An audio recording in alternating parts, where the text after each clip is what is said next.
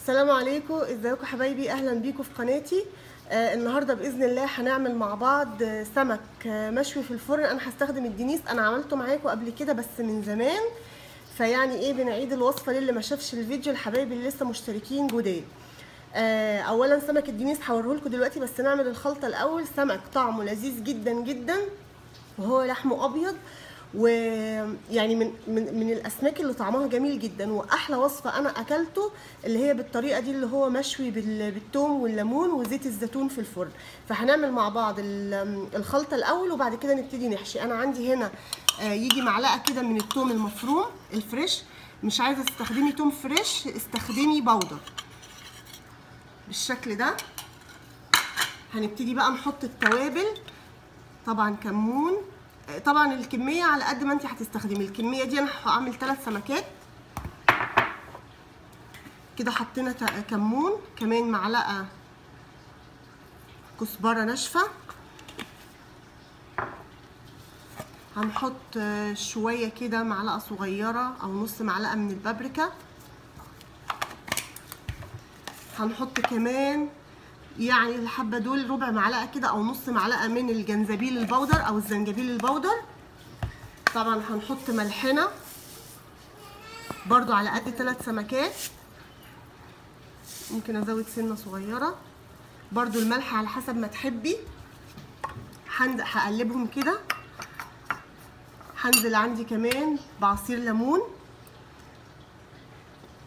ممكن تستخدمي عصير الليمون الفريش عادي، ده كمان حلو قوي، اللي هو من السوبر ماركت. ده بجيبه بيسهل عليا في الخلطات بتاعه السمك او التتبيلات، او كمان لو بنضف طيور او اسماك او حاجات من دي. بس لو مش عندك وهتستخدمي الفريش عادي خالص، شويه حلوين كده من عصير الليمون عشان يدوا طعم جميل. وبعدين شويه كمان من زيت الزيتون. انا هحط شويه صغيرين لان هو السمك ده بيبقى قلبه فيه دهون، فمش هكتر من الزيت.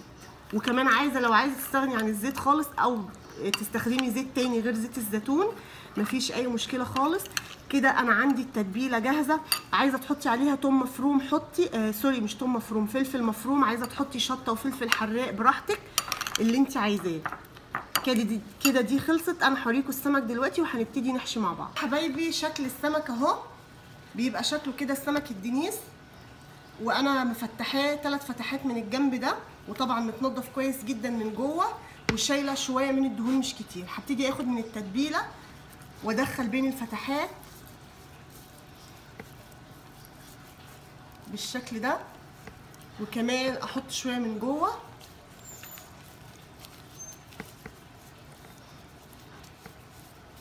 كده. والجسم السمكه من الناحيه دي، عايزه تفتحي كمان الناحيه دي فتحي، بس انا بفتح جزء واحد وبحطه على الجنب ده، يعني بخلي ده اللي فوق كده. خلاص انا تبلتها. عندي ايه بقى؟ عندي هنا بقدونس وشطه، فلفل شطه. عايزه تستغني عن الشطه براحتك، بحط شويه كده برضو بيدوا طعم وبيدوا ريحه حلوه قوي كده. خلصت معايا السمكيه هنا في الصينيه. انا حاطه ورق زبده برضو علشان ما يلزقش معايا. تمام. هعمل باقي السمك كله بالطريقه دي. وبعدين طبعا انا محميه الفرن جدا جدا على اعلى درجه، لان السمك بيحب نار عاليه وما بياخدش نار كتير. هتبل الباقي السمكتين وادخلهم الفرن، ومش هيكملوا ربع ساعه في الفرن ان شاء الله. هيكون استوى من ربع لتلت ساعه، مش اكتر من كده. عينك عليه، وهوريكم شكله بعد ما يستوي. وده يا حبايبي انا بعمل جنب السمك شاورما، بما انكم هتشاركونا الغدا ان شاء الله. دي شاورما سريعه متبلاها بتوابل وحطيت عليها شويه زيت زيتون وشويه زبادي، وبسيبها شويه، وبعد كده بسخن طاسه حاميه جدا جدا وبنزل بيها. طبعا عامله الشاورما لان روان بنتي ما بتاكلش السمك، فلازم يبقى ليها اكل تاني جنب السمك، فدي عملت الشاورما السريعه. وهنا شكل ساندوتش الشاورما بعد ما عملته. احشيه بقى مايونيز، كاتشب، بطاطس، مخلل، زي ما انت عايزه. هو ده شكله. وهنا بقى السمك بعد ما طلع اخد حوالي تلت ساعه في الفرن. بصراحه يا بنات ريحه وطعم فظيع. جربوا الطريقه دي، ولو ما عندكيش دنيس جربيها مع البلطي، بس يبقى حجمه كبير شويه. هتعجبك جدا جدا، اللي هي بالليمون وزيت الزيتون دي.